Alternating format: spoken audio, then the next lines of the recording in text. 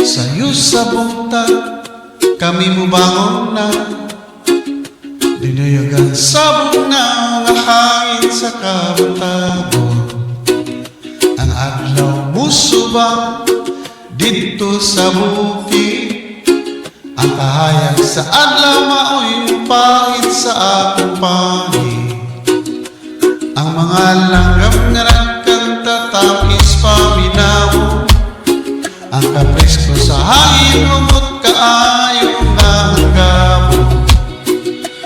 Ang kinabuhi sa probinsya yan walang pamation. Sa among bagyo kailangan na mag-istorya ka daw sa bisan asang iskina. Matinabangay o maghinatagay masking ginagman, mao ang kalipay sa probinsya among gibuhi. Ang kinabuhi nga among ginubuan, hinay-hinay lang ang pag-aginon. Ang mga adlaw walay kulang bisan layo, sa dakbayan kami nga lipayo kanunay. Ang trabaho sa kada adlaw ay maghatag og kasadya, kag may nga buhat singot mutulo sa kalawasan. Pero padayon lang sa paglihok sa trabaho na sugat. Ang kinabuhi nga among ginubuan, hinay-hinay lang ang pag-aginon.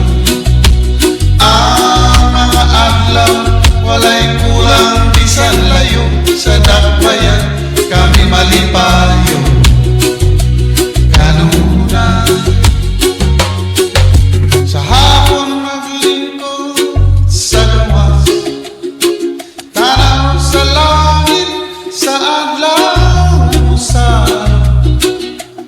Mga bata na nagdulak sa dalan, ang katawa nila makalingaw kaan.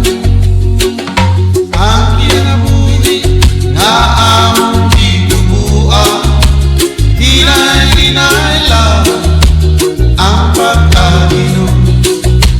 Ang mga adlaw walay kulang bisan layo, sa dakbayan kami malipayo kanunay.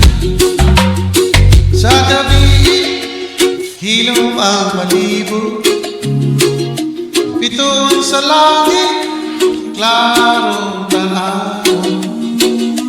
Hangin mo hapdos bugna kaayo, malinaw katulog walay di kabalaan.